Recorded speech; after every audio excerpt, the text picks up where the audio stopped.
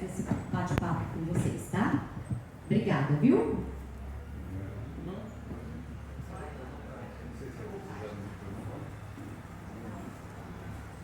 Bom dia a todos. Estou me apresentando. Eu sou Fernando, eu trabalho no posto fiscal de Taubaté, na área de atendimento ao público. E, assim, dentre todos os atendimentos que a gente faz lá, um bem específico é sobre o ITCMD.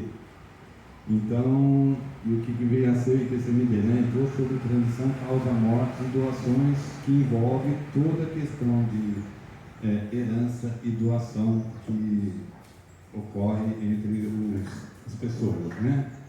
Então, a gente vai dar início à nossa palestra aqui para tentar passar para vocês um pouco do conhecimento que a gente tem e da visão que a Secretaria da Fazenda tem com o ITCMD e que envolve todo o processo de confecção de uma declaração do ITCMD.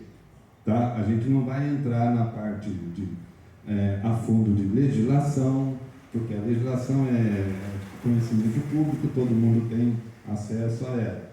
Agora, tem situações que são específicas que envolvem todo esse procedimento do ITCMD que compete à Secretaria da Fazenda fazer as análises, né, das declarações. Então, a gente vai passar para vocês essa questão. Bom, o ITCMD, ele tem dois fatos geradores, tá? A questão do óbito e da doação. São esses dois fatos que geram a obrigação da pessoa emitir uma declaração do ITCMD. Certo? Então, é o óbito e a doação. Agora, quando que se inicia essa obrigatoriedade? A data de início é a abertura da sucessão do processo. Ou seja, não é assim, às vezes as pessoas têm um entendimento que ela pode acontecer quando o advogado ou advogada vai lá no fórum e dá entrada no processo de inventário, por exemplo, passado já um período grande, né? A gente sabe que tem situações que as pessoas envolvidas num processo de inventário deixam por longo tempo esse procedimento e depois se começa a dar entrada no... Então não é nessa data. A data da abertura da sucessão que a Secretaria da Fazenda entende no caso, a data do óbito. A partir do momento que a pessoa faleceu, já gera a obrigatoriedade do ITCMD. Ou, então, na data da efetiva doação. Então, no caso da doação, a gente tem duas situações particulares. Seria a doação extrajudicial, que é quando, por exemplo, um pai doa um bem para um filho. Então, ele determina a data da doação. Ou uma doação judicial, que é quando há a homologação no trânsito em julgado de um processo. Ali é que se determina a data da doação. Tudo isso está vigente, né, na Lei 10.705 de 2000, que sofreu várias atualizações desde 2000 para cá, e temos também o Decreto 46.655, que regulamenta a lei do ITCMD, certo? É o regulamento do ITCMD. E além disso tem a portaria CAT 15 de 2003, que essa portaria é muito importante, por quê? Porque ela dá todos os procedimentos, todos os manuais que envolvem as questões relacionadas com o ITCMD. Tá? Então, a gente não vai se ater assim à questão da legislação, a gente vai mais, por exemplo, essa palestra assim tem a ideia de focar no ITCMD na prática, tá? Para vocês poderem entender como que funciona a questão de uma declaração do ITCMD. Então, os tipos de declaração. Na questão da causa mortes, a gente tem o arrolamento e o inventário. O arrolamento não tem sido tão frequente no nosso dia a dia, tá? O inventário é que tem mais acontecido e que também que causa, vamos dizer, uma certa divergência nos procedimentos. Então, eles são emitidos pelo próprio interessado ou seu representante legal, advogado ou advogada, certo? E temos também a transmissão por escritura pública, tudo isso relacionado a causa-mortes, que seria um inventário extrajudicial. Geralmente, esse inventário extrajudicial da transmissão por escritura pública é emitida pelos cartórios de registro de imóveis. Por exemplo, a pessoa recebeu um bem de herança, mas ficou lá sem tomar nenhuma providência, e aí vai regularizar aquele imóvel, aí o cartório emite aquela nota de devolução, que você já deve conhecer, certo? Para que a pessoa comprove que aquele bem que ele quer regularizar faz parte da herança que ele recebeu, se teve imposto, incidente, se foi recolhido. Então, aí que gera a questão que muitas pessoas vão lá nos procurar para tirar informações com relação a isso.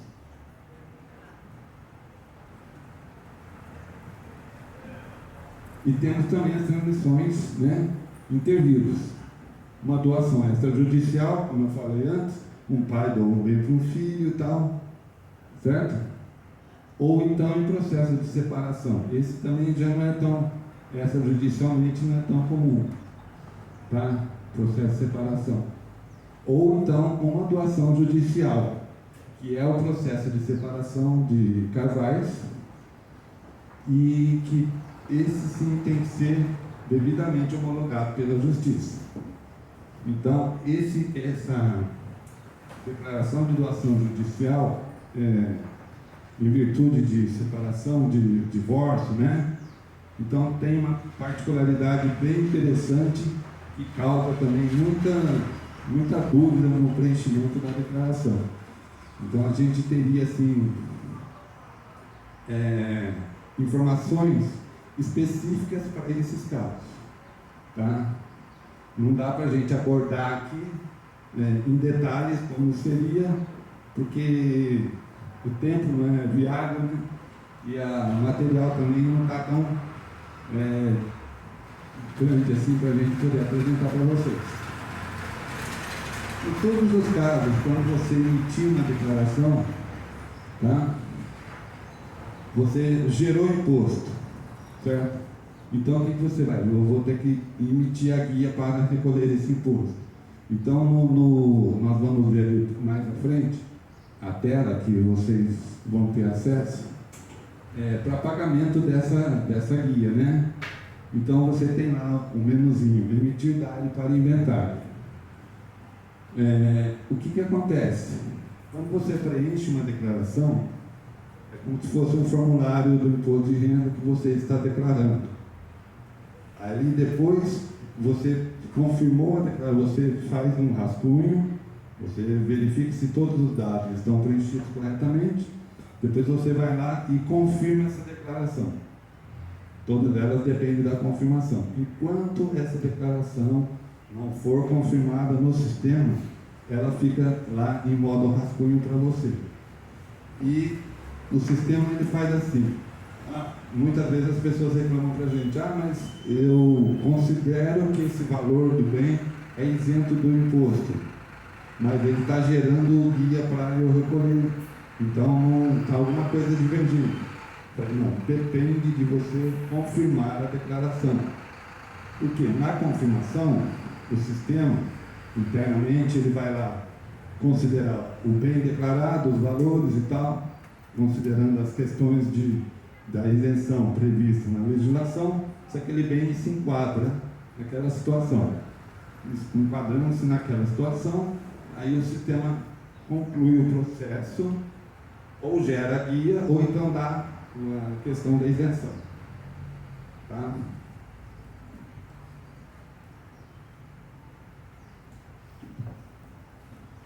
Bom, e como que eu acesso essas informações? Eu tenho aqui, se você entrar no portal da Secretaria da Fazenda, dentro do portal da Secretaria da Fazenda tem lá um portal.fazenda.sp.gov.br. Tem lá o que é a guia do usuário, certo? Dentro da guia do usuário, você vai encontrar um item específico, o ITCMD. Ali dentro desse item específico do ITCMD, deixa eu mostrar aqui na tela, aqui, ó. Vai estar difícil para vocês enxergarem porque, né, eu dei um print da tela e ficou bem reduzido. Deixa eu chegar aqui. Olha lá. Então, quando vocês acessam a guia do usuário, como é que eu vou preparar a minha declaração? Como é que eu acesso o primeiro passo, né? Então, se você não tem já o acesso gravado no computador, então o procedimento seria a partir daí. Aqui você tem tudo relacionado. A doação, sabe o que chegar daí, não? Mais ou menos? Então, doação. Então eu tenho ali todos os procedimentos relacionados à doação. Herança, tem arrolamento, inventário, certo? Aqui embaixo, tem dois itens ali, ó, isenção e imunidade. Esses itens não são comuns, tá? São específicos para os casos específicos de entidades de assistência social, poder público, então a isenção que a gente fala do ITCMD não está relacionada àquele item lá, tá? Da isenção desse daqui, nem mesmo a imunidade.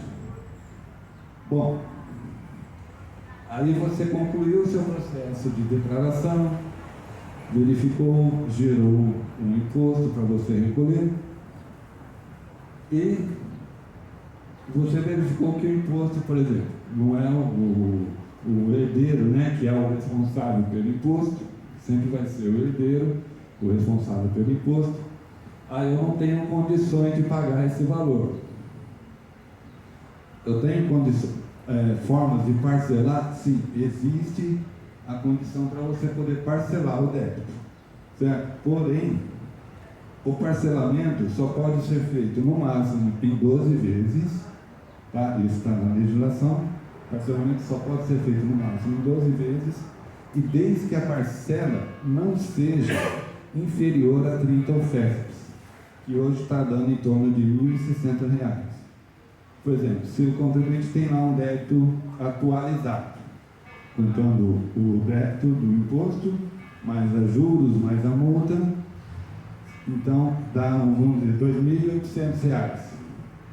Ele não consegue parcelar esse imposto, porque se ele, em 2 vezes daria menos de R$ 1.060 uma parcela. Então ele não conseguiria parcelar. O débito tem que ser pelo menos 2.000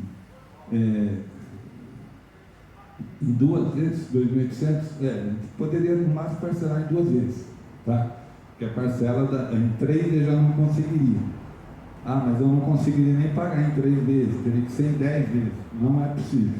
Então o sistema, ele limita o valor da parcela até 12 parcelas, desde que a parcela mínima não seja inferior a R$ 1.060.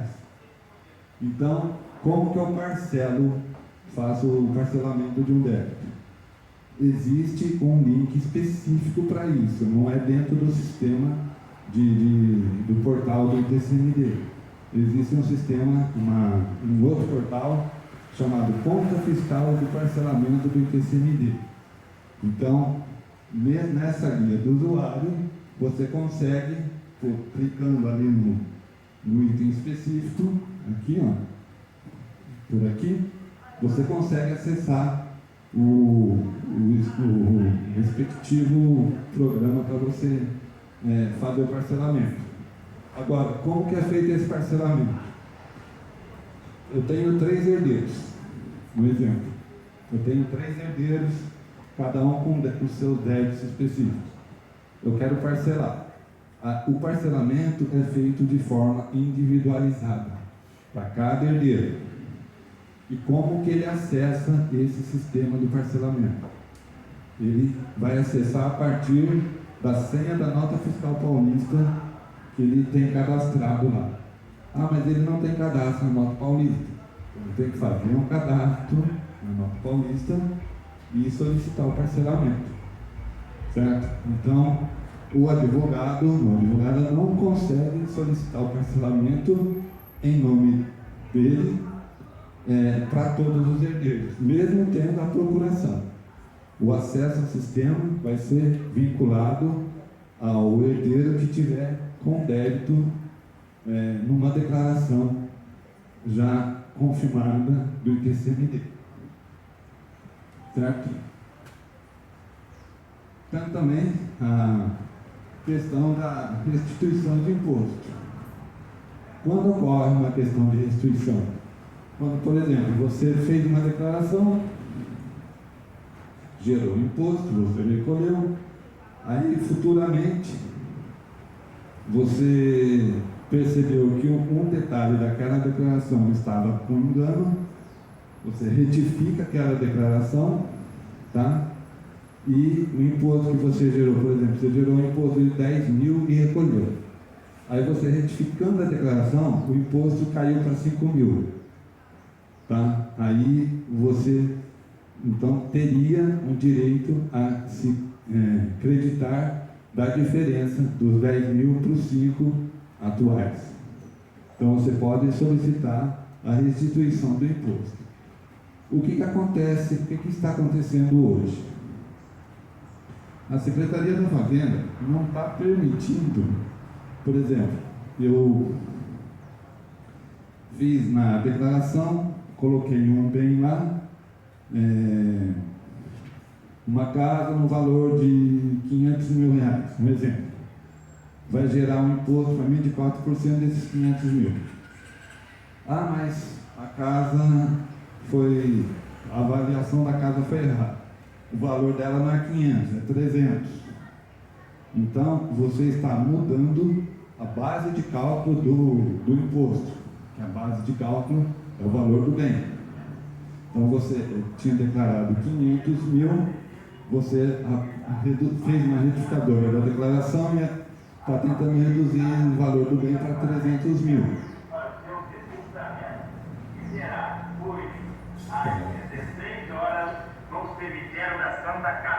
Aí, o que acontece?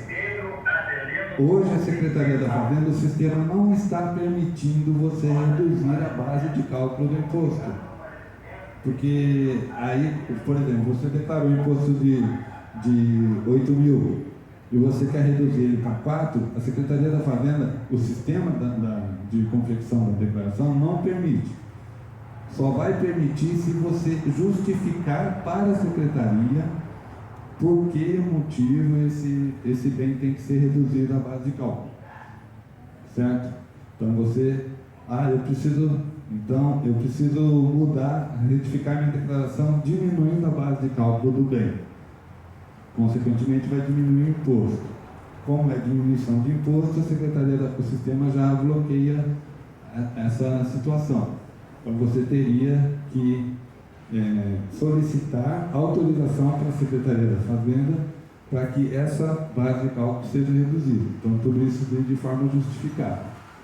Tá? E tem também as opções, né, de retificação de gás. Às vezes eu acho muito difícil você hoje em dia se enganar numa declaração, porque como o próprio sistema já gera a DARI automaticamente, então ela vai vincular sempre uma DARI a um CPF, a uma declaração, a um parcelamento, mas pode acontecer situações, porque declarações emitidas lá, vamos dizer, em 2008, foi recolhida numa DARI, foi recolhida. Aí o sistema, hoje, você faz uma retificadora daquela declaração, fazendo uma sobrepartilha, incluindo um bem, certo? E você vai... Só que, o que acontece? nós temos um sistema chamado conta fiscal do ITCMD, são que ele elenca ali todas as declarações emitidas contra um CPF, então, por exemplo, CPF de um herdeiro. Então, tem todas as declarações emitidas contra aquele CPF, tá? E ali tem, na conta fiscal, tem todas as declarações emitidas, os valores que foram recolhidos e se há saldo devedor ou saldo credor. A conta fiscal é um extrato, vamos dizer assim, do CPF daquela pessoa. Esse sistema, ele só entrou em vigor em 2000, se não me engano, 2017. Tá? Ele só entrou em vigor em 2017. Então, tudo que aconteceu anteriormente a 2017, como eu citei, 2008, a pessoa foi lá, declarou 2008, pagou imposto e tal, beleza, aí ela precisa, só que, como ocorreu antes da vigência da entrada em vigor desse sistema da conta fiscal, o que aconteceu para trás, ele não considera, tá? Ele só vai considerar a partir dali os valores. Então, a pessoa aí precisa pedir uma retificação de DARI, né? Então, ela vai entrar aqui nesse sistema e vai solicitar. Certo? Isso também tem relação também com a restituição, porque a restituição também, como a conta fiscal só entrou em vigor a partir de um exercício, ele não retroage às situações havidas lá atrás. Certo? Tem também a impugnação de declaração, né, emitida. Então, você recebe uma notificação e você tem, geralmente, dele dá um prazo para você de 30 dias para contestar essa impugnação, certo? Contestar essa notificação.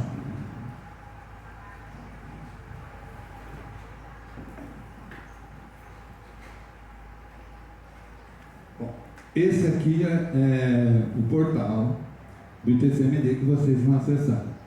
Então, aqui nós temos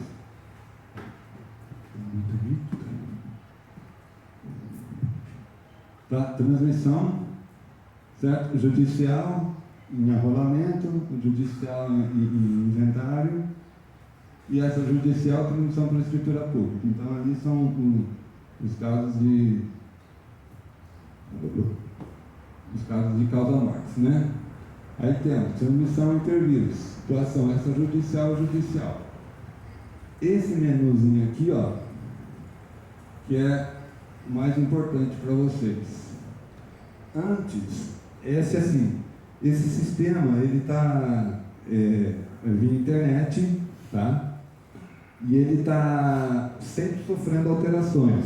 E uma das últimas alterações que foram, assim, a gente considera até prejudicial para vocês, é que hoje vocês não têm ali no menu a opção de consulta, aqui, ó. Não tem mais aqui no menu a opção de consulta pelo CPF dos icúdios.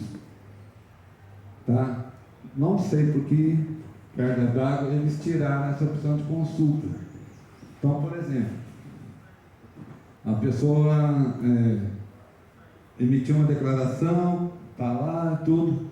Então, se ela não tem mais o acesso à declaração, não tem o número, ela não tem uma opção de consulta. Porque ela pode tentar aqui, ó, recuperar a senha, certo? Mas não tem assim, eu quero consultar a declaração do CPF do fulano de tal. Você tem todos os dados ali no processo de inventário, na cópia do processo, tem CPF do decurso, tem CPF do inventariante, mas você não consegue consultar qual declaração. Porque no inventário,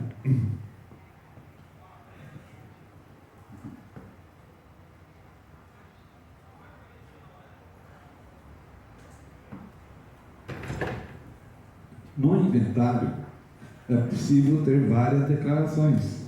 Tá? Então, você pega um processo de inventário, se você consultar pelo processo, você vai ver lá que tem várias declarações emitidas.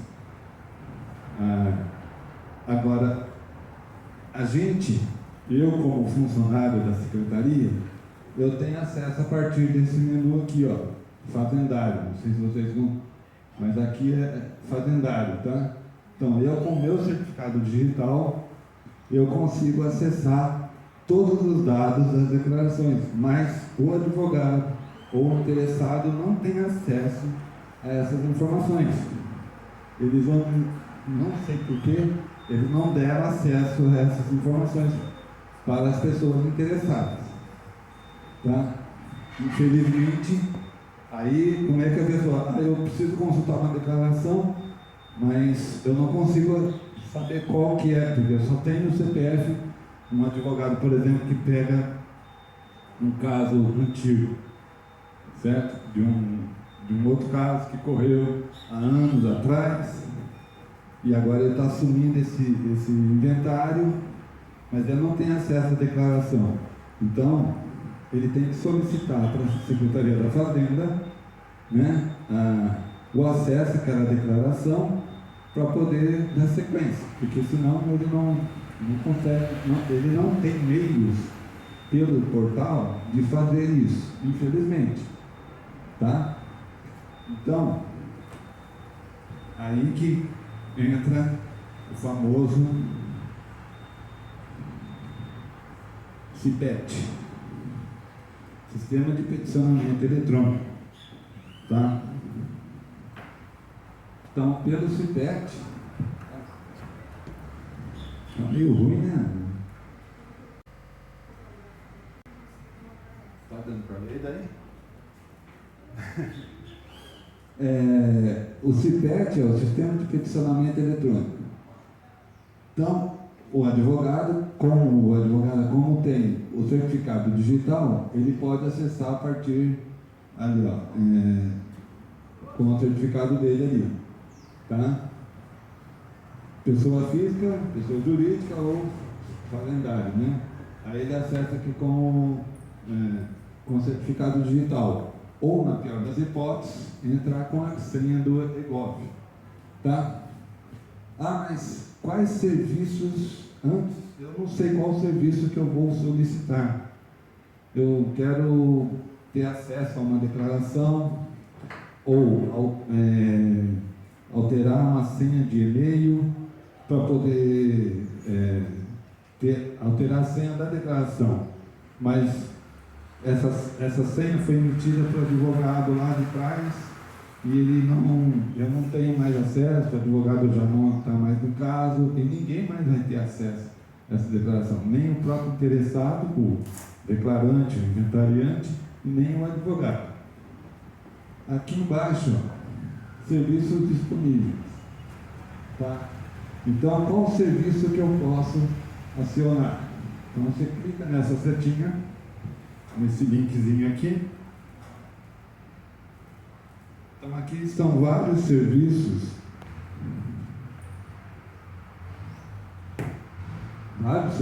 que você pode acionar relacionados ao TCMD, tá? A tela aqui não dá para a gente mostrar com perfeição, mas eu vou só dar um exemplo. Deixa eu ver se eu lembro algum aqui de cabeça para mais fácil. Obter a senha de acesso de uma declaração. Então você, pelo CPET, tá? Você vai selecionar o serviço e vai solicitar a senha. Mas quem pode ter acesso a essa senha da declaração? No caso seria o declarante da declaração ou seu advogado, certo? Ou o advogado do declarante, que normalmente o declarante é o inventariante, né? É quem responde pelo inventário, no caso de um inventário. Então é o declarante ou o representante do declarante, certo? Então isso tem que ser apresentado para a secretaria com procuração, com documento, com cópia de documentos. E para daí, por que a gente só pode fornecer para essas pessoas? Porque se existe uma declaração emitida e aí um dos herdeiros, por exemplo, que se sinta prejudicado, ele resolve alterar os dados da declaração de TCMD, se favorecendo daquele bem. Não, aquele bem é para mim, então ele joga o bem para ele como se ele estivesse recebendo. Obviamente que isso não vai ter efeito legal, porque a declaração vai estar em desacordo com o inventário. Então, uma hora ou outra, isso vai barrar lá na frente. Ou o juízo vai barrar, ou a própria procuradoria, no caso de análise de um inventário, porque os inventários, quem responde pela fazenda, nos processos judiciais, quem responde pela fazenda é a Procuradoria do Estado. Tá? Então, a gente só pode fornecer a senha para o advogado do representante do inventário, ou do declarante, ou do advogado que estiver representando o declarante, certo? E todas as outras situações estão descritas nessa opção aqui. E você entra lá e aqui eu não tenho acesso, senão eu tenho acesso à internet aqui, mas eu não poderia mostrar para vocês. Mas é só vocês entrarem nesse portal, clicar aqui em TCMD, ó.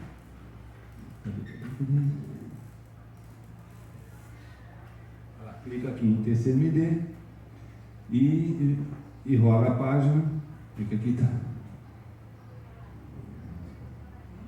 Cadê? Perdi. Aqui, acho que eu pulei na tela. Certo?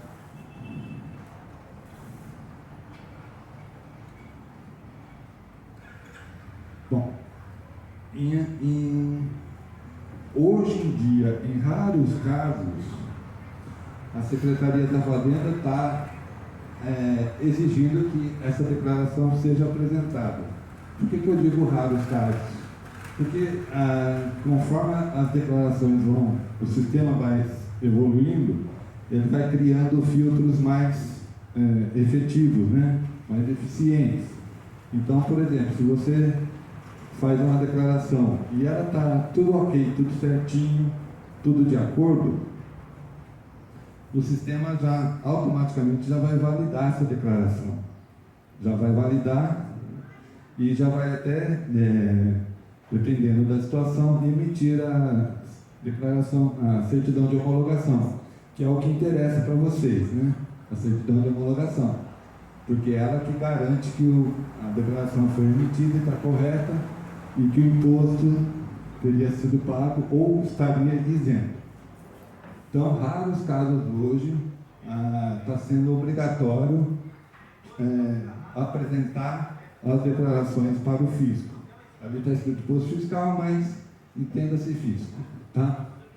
Em que situações que está sendo obrigatório? Quando os valores do bem ultrapassam um determinado limite.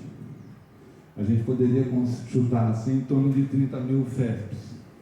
Acima de 30 mil FESPs, aí pode ser que o sistema obrigue você a apresentar a declaração.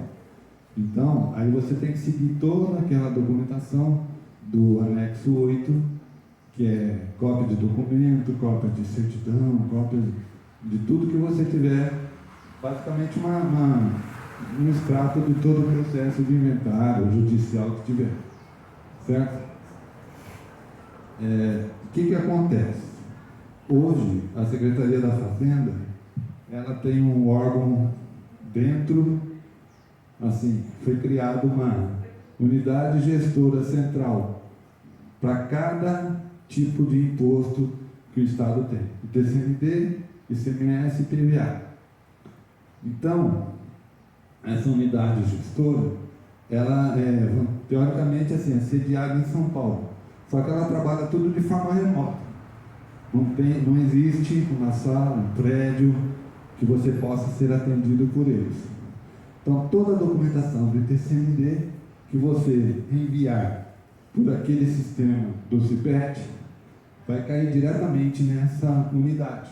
Não é mais a competência do posto fiscal analisar, verificar se a documentação está ok.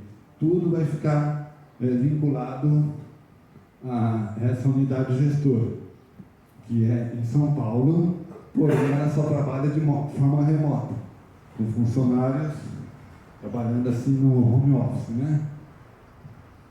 Certo?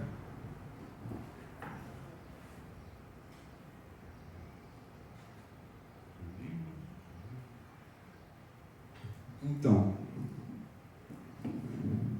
algumas situações vai aparecer lá. Fica dispensada a apresentação, olha, fica dispensada a apresentação dessa declaração ao posto fiscal ou à Secretaria da Fazenda, tá? Bem como documentos que se vieram de base para... Por quê? Porque o próprio filtro da Secretaria já validou todas as informações. Ah, mas as informações estão corretas? Que eu declarei estão corretas? Estão de acordo com o processo judicial? Não tem como a Secretaria da Fazenda saber, porque ela, a Secretaria da Fazenda, não tem acesso ao processo judicial, ao processo de inventário, tá? Ela unicamente analisa a declaração. Se a declaração estiver de acordo com o processo judicial, quem vai dar a palavra final, em nome da Fazenda, é a Procuradoria. Se tiver divergência de valores, certo? Se tiver divergência de valores, de bens e tudo, aí a Procuradoria aciona a Secretaria da Fazenda ou aciona o interessado para que ele faça essas correções que ela entende por bem. Aí ela pode também contestar judicialmente a questão dessa decisão da Procuradoria. Aí é uma questão entre Procuradoria e interessado. A Fazenda, a única coisa que ela analisa é o que está contido na declaração do ITCMD. Certo? Olha lá, constam, no entanto, débitos para a presente declaração. Faça o pagamento. Aí você vai fazer o quê? Você vai voltar lá naquele menu principal, emitir dário para inventário. Aí você coloca dário você põe o número da declaração, a senha que você gravou para aquela declaração, e aí você emite a dário, recolhe, e automaticamente do próprio sistema já vai emitir a certidão de homologação, tá? Não vai depender de análise de nenhum funcionário.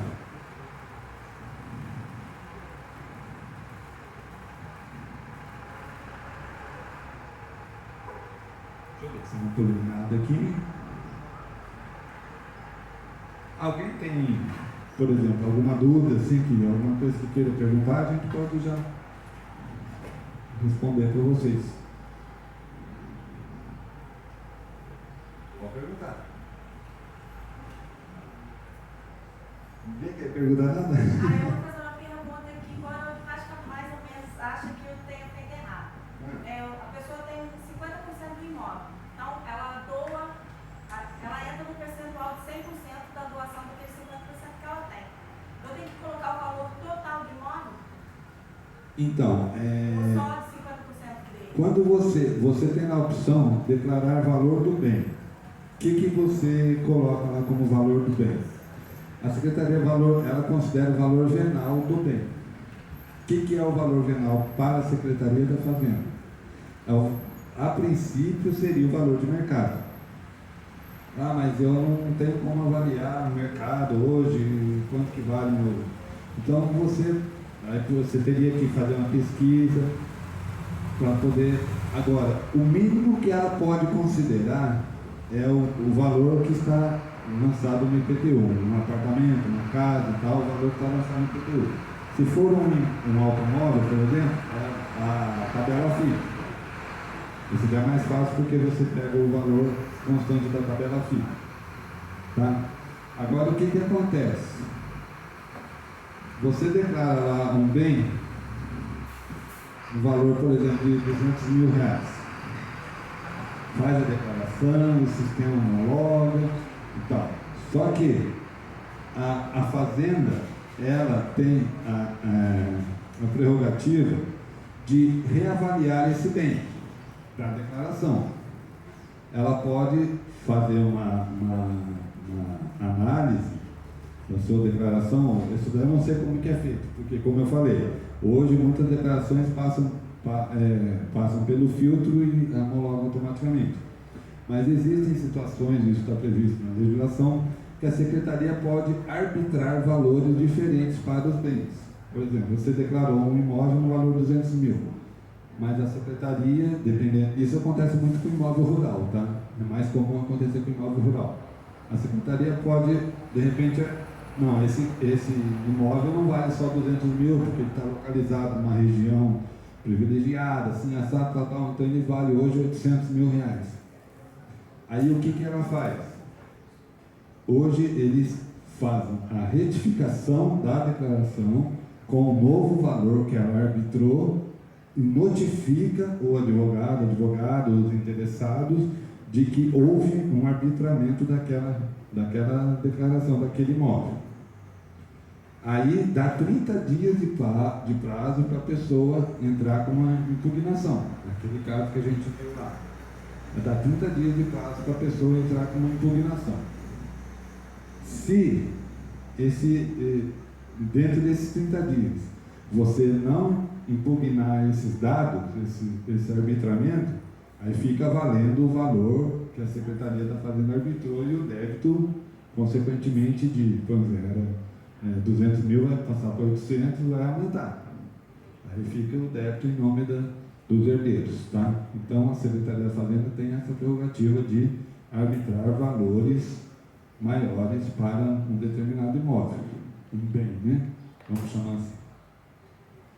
Então aí ela notifica pelo e-mail que está na declaração e notifica o advogado, a advogada, para alterar, dando um prazo para ele impugnar. Se ele não impugnar, aí fica valendo os valores arbitrados pela fazenda. Mas o valor do bem é sempre o valor do imóvel, o valor venal. Aí você, na declaração, é isso que eu falei, você vai colocar lá o valor. Se tiver desacordo com o processo de inventário, aí isso vai ser analisado depois, quando for o juiz homologar a declaração, o inventário e a Procuradoria der também um acordo dela, tá? O critério de isenção que a legislação estipula é pelo valor do bem, certo? O imposto é aplicado no percentual transmitido para cada herdeiro. Então, existe essa diferença. O critério de isenção que a legislação determina lá é sobre o valor do bem. Agora, o imposto é aplicado, os 4% é aplicado sobre o percentual transmitido. Tá? Essa questão aí do imóvel rural não é aplicada à tabela do IRA? Então, até onde a gente sabe, sim. Até onde a gente sabe, sim. Mas pode ocorrer situações. Antes era o ITR, né? O valor que você declarava no ITR lá. Depois passou a ser pelo IEA. Agora, aí fugiu da nossa alçada, por causa da criação dessas unidades gestoras, fugiu da nossa alçada analisar qualquer dado inerente a uma declaração. Entendeu? Vou fazer um parênteses para o doutor Silvio. Eu tive uma situação de um inventário judicial que tinha um imóvel rural. Eu atribuí um valor, né, vamos dizer, de mercado do bem e fiz a declaração, pagamos o imposto. Aí a fazenda não concordou, conforme o senhor falou, veio a avaliação, aí eles, o procurador peticionou no processo, aí eu impugnei, aí eu pedi que fosse feita uma perícia para que fosse avaliado bem. E do valor que eu havia, né, atribuído ao imóvel, ele acrescentou, acho que, se eu não me engano, 50 mil, e o valor que a fazenda havia atribuído era muito maior, entendeu? Então, assim, eles usam como parâmetro realmente essa tabela IEA, mas, assim, dependendo da localização do imóvel, aí ela é discrepante. Então, é aquilo que o senhor havia explicado da impugnação. Aí foi para a perícia. Então, a fazenda ela tem essa prerrogativa, não sei que critérios que eles usam para poder reavaliar um bem, certo? Não sei que critérios que eles usam, e aí ela altera.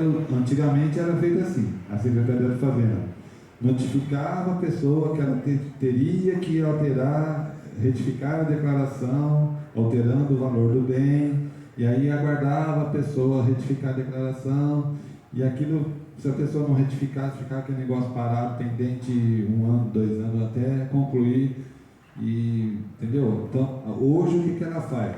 Ela já automaticamente retifica a declaração, tá? Isso aparece no sistema, que a declaração foi retificada de ofício pela Fazenda, e aquele valor novo aplicado ao bem vai ficar aguardando uma impugnação do representante. Se não for impugnado, fica valendo aquele valor. Não fica mais dependendo de uma... Porque assim, o imposto só é cobrado quando ele é declarado. Aí algumas pessoas me perguntam, mas não tem...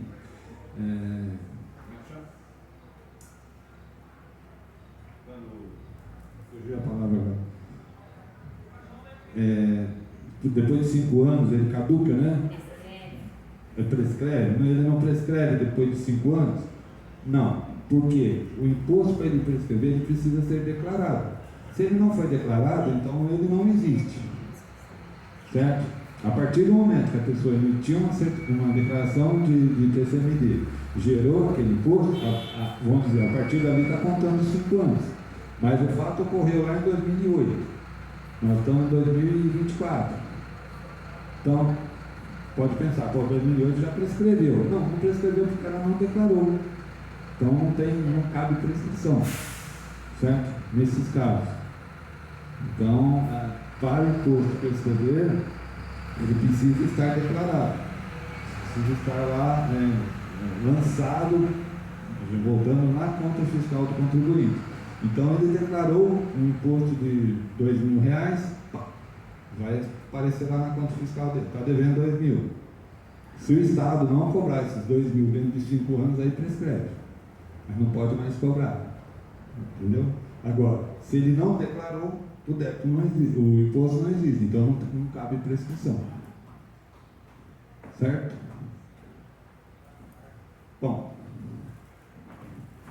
então como eu falei antes, tem muita coisa que assim envolve o ITCMD e que a Secretaria da Fazenda do Estado, né, fala a verdade, está percebendo que esse imposto tem um potencial muito grande em termos de arrecadação e que ficou assim desprezado durante muito tempo.